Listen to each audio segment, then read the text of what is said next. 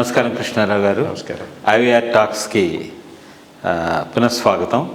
ప్రపంచమంతా నలుదిక్కుల మొత్తం అంతా జయబేరి వచ్చినట్టు నిన్న అయోధ్యలో బాలరామాలయ ప్రతిష్టన చాలా చక్కగా జరిగింది. ఆ విషయాలు కూడా ఈరోజు కొంచెం ముచ్చరించుకుందాం. ముఖ్యంగా అంతర్జాతీయంగా చూసినట్లయితే మనకి ప్రతి వారానికి కొంచెం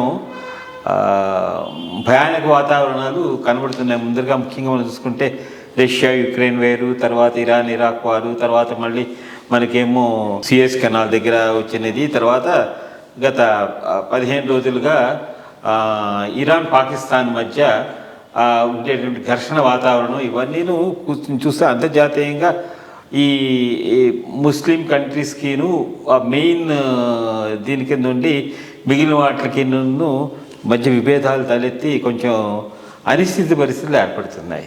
సో ఈ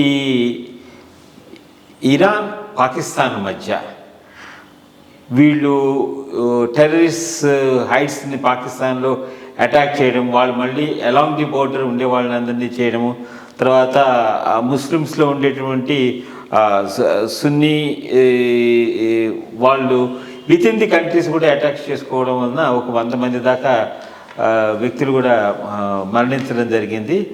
సరే, ఇది ఇంకా చాలా ఒక ప్రతిష్టంభన ఏర్పడుతుందేమో అనుకున్న టైంలో వాళ్ళు డిప్లొమాటిక్ టాక్స్ రివైవ్ చేస్తామని చెప్పేటువంటి విషయం వచ్చింది. అసలు దీని పూర్వపరాల గురించి కొంచెం వివరిస్తే బాగుంటుంది. దీనికి కొంత మతపరమైన అంశము ఉంది, జియోపొలిటికల్ అంశము ఉంది, ప్రాంతీయ అనిశ్చిత కూడా దీనికి కొంతవరకు సహాయపడుతూ ఉన్నది. ఇప్పుడు పాకిస్తాన్ ఒక ప్రత్యేకమైన దేశం కావటమే ఒక పెక్యూలియర్ ఇన్సిడెంట్ భారతదేశ చరిత్ర.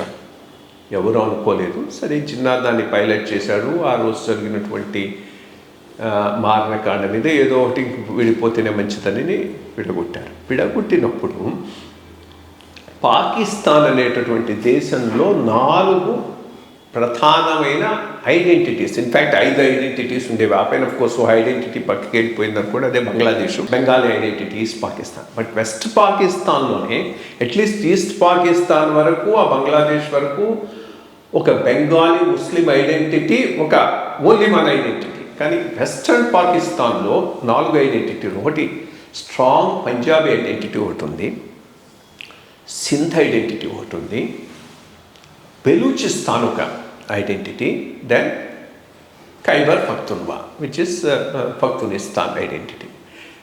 ఈ 4 1947లో పాకిస్తాన్ దేశం ఏర్పడినప్పుడు బెలూచిస్తాన్లో చాలా భాగం పాకిస్తాన్లో భాగం కాదు. బెలూచిస్తాన్లో మేజర్ పోర్షన్ అంతా ఒక ప్రిన్స్లీ స్టేట్ ఉండేది, గలాత్ అని, దానికి ఓ రాజు అది ఉండేవాడు.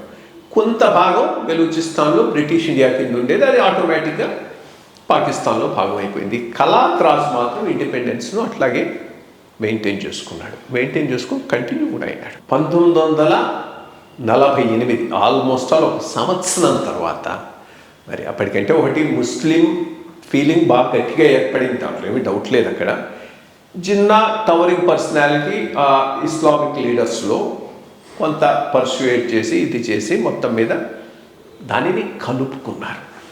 1948లో పాకిస్తాన్లో బెలూచిస్తాన్ కలుపుకున్నారు. అప్పటి నుంచి బెలూచిస్తాను ఈ దేశంలో భాగం కాదు, మాది సపరేట్ దేశం చేయాలనేటటువంటిది ఒక స్ట్రాంగ్ మూమెంట్ అయితే నడుస్తూ ఉన్నది, దాంట్లో ఏమీ డౌట్ లేదు.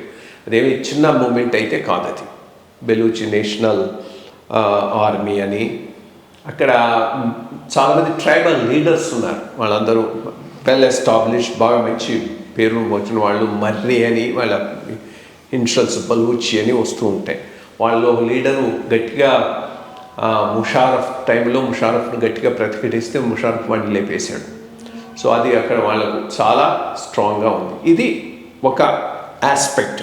బట్ ఒకటి మతపరంగా వీళ్ళందరూ సున్నీలు, ముస్లిమ్స్, దాంట్లో ఏమీ డౌట్ లేదు. ఇక ఆ బెలూచి స్పీకింగ్ ఏరియా కల్చరలీ బెలూచిస్తాన్తో అఫిలియేట్ అయినటువంటి ఒక పోర్షను ఇరాన్లో కూడా భాగంగా ఉంది. ఇరాన్కు southern eastern province Balochistan, Sistan Balochistan అంటారు ఆ ఏరియా. ఆ సస్తాన్ బెలూచిస్తాన్లో ఉన్న వాళ్ళందరూ బెలూచి స్పీకింగ్. ఇక్కడ ఒక రకమైన డిస్క్రిమినేషన్ వాళ్ళకు పాకిస్తాన్లో ఏంటంటే బెలూచి ఐడెంటిటీ స్పెసిఫిక్ డిస్క్రిమినేషన్. ఇక్కడ పంజాబీస్ డామినేషను, వాళ్ళ ద్వారా సింధీసు ఫీల్ అవుతున్నారు, ఫక్తూన్స్ ఫీల్ అవుతున్నారు, బెలూచిస్ ఫీల్ అవుతున్నారు, బెలూచిస్ ఎక్కువ ఫీల్ అవుతున్నారు. అక్కడ ఇరాన్లో ఇంకో రకమైనటువంటి డిస్టింక్షన్. ఈ బెలూచి ముస్లిమ్స్ నేను చెప్పినట్టు అంతా సున్నీస్, అంటే అటు ఇరాన్ సైడ్ ఉన్న వాళ్ళు కూడా సున్నీస్. బట్ ఇరాన్ మెజారిటీ అంతా షియాస్ కావడంతో అక్కడ రిలీజియస్ డిస్క్రిమినేషన్ కూడా వాళ్ళు ఫేస్ చేస్తూ ఉన్నారు. సో ఇప్పుడు రెండు రకాలైనటువంటి బెలూచి లిబరేషన్ యాక్టివిటీస్ నడుస్తూ ఉన్నాయి. ఒకటి ఇరాన్లో భాగమైన బెలూచిస్తాన్లో ఏమో ఎగ్నెస్ట్ ఇరాన్ గవర్నమెంట్, అది అక్కడ ఉండేటువంటి లోకల్స్ చేస్తున్నారు అగెన్స్ట్ ది షియాస్. అది ఇక్కడికి వచ్చేటప్పటికి పాకిస్తాన్కు against Pakistan government Balochi Sunnis fight చేస్తూ ఉన్నారు. ఇది రిలీజియస్ కాదు, ఇది రీజనల్ కల్చరల్ ఐడెంటిటీకి సంబంధించినటువంటి అంశం. ఇక జియో పొలిటికల్గా ఎప్పుడైనా కానీ పాకిస్తాన్కు ఇరాన్కు relationship blow hot blow cold.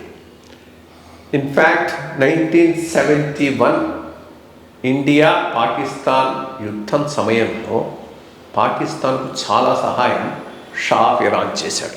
ఎందుకంటే అప్పుడు జియో పొలిటికల్ పాకిస్తాన్ ఇంకా విడిపోతే ఇండియా ఈ ఏరియాలో పెద్ద దేశం అవుతుంది, ఇరాన్కు థ్రెట్ అవుతుందని చెప్పి పాకిస్తాన్ ఐడెంటిటీని నిలబడటం కోసంగా అప్పుడు చాలా సహాయం వాళ్ళు చేయడం జరిగింది. బట్ ఆ సహాయం వచ్చినా కానీ పాకిస్తాన్ ఓడిపోయింది.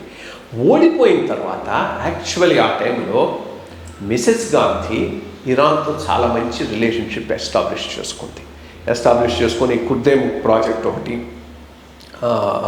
ఐరన్ పెల్లెట్స్ తయారు చేసే ప్రాజెక్ట్ అంతా ఇరాన్ ఫండింగ్ చేసింది. అప్పుడు అన్ఫార్చునేట్ అతను షా ఆఫ్ ఇరానే కనుక ఉంటే ఒక రకంగా ఇరాను బాగా ప్రోగ్రెస్ అయి ఉండేది, ఇరాను ఇండియా ఇవి బాగా సిమెంట్ అయి ఉండేవి. ఎందుకంటే అతను ఇప్పుడు ఇస్లామిక్ లీడర్గా అనుకోలేదు, పర్షియన్ లీనియేజీ సెక్యులర్ లీడర్షిప్.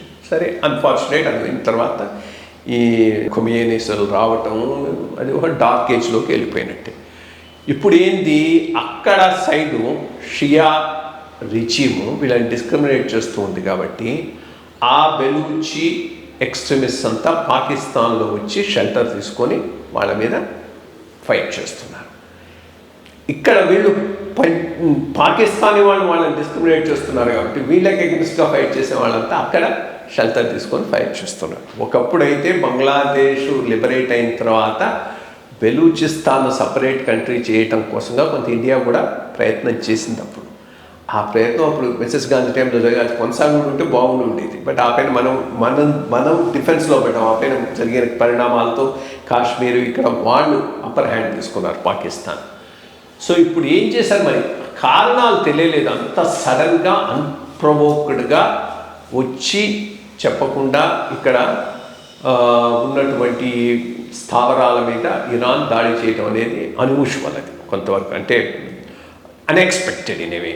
దానికి న్యాచురల్లీ పాకిస్తాన్ కూడా రిటాలియేట్ అయింది. మరి ఇది ఇక్కడితో ఆగుతుందా ముందుకు పోతుందా చెప్పలేదు. బికాస్ ఇప్పటికప్పుడు ఏదో కొంత చేసుకొని ఉండొచ్చు కానీ బట్ అంత ఈ మిలిటరీ స్థావరాల మీద దాడి చేయాలి అనే డెసిషన్కి ఇరాన్ వచ్చిందంటే చాలా విషయాలను పరిగణలోకి తీసుకొని వచ్చి ఉంటుంది. సో ఇది ఇంత సులభంగా సెటిల్ అయ్యేటటువంటి ఇష్యూ కాదు.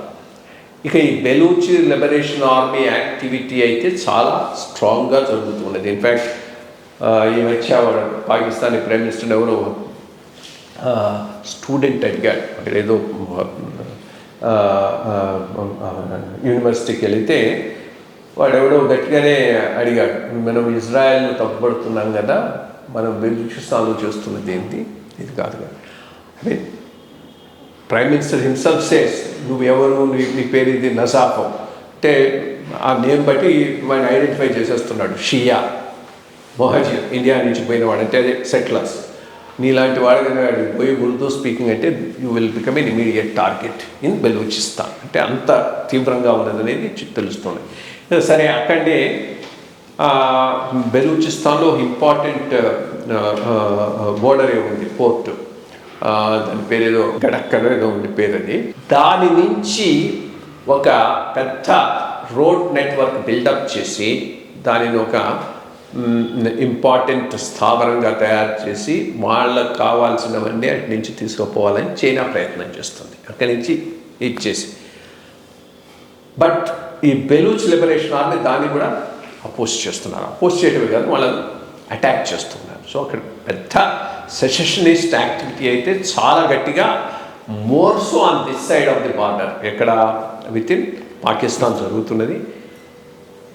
ఎప్పటికైనా అది సపరేట్ అయ్యే అవకాశం ఉంది. అది సపరేట్ అయితే ఇరాన్లోని బెలూచిస్తాన్ కూడా సపరేట్ అయ్యి దీంట్లో కలిసే అవకాశం ఉంది. మరి సపరేట్ అవుతుందా కాదా అనేది బ్రాడ్గా అమెరికా మీద ఆధారపడి ఉంటుంది. అమెరికా కనుక డిసైడ్ చేసుకొని పాకిస్తాన్ ఇర్రెలవెంట్ టు జియో పొలిటికల్గా, పాకిస్తాన్ కంట్రీగా ఎగ్జిస్టెన్స్ లేకపోవటమే ప్రపంచానికి మంచిదనే డెసిషన్కి వస్తే ఎంకరేజ్ చేసేస్తారు. చేశారంటే అయిపోతుంది.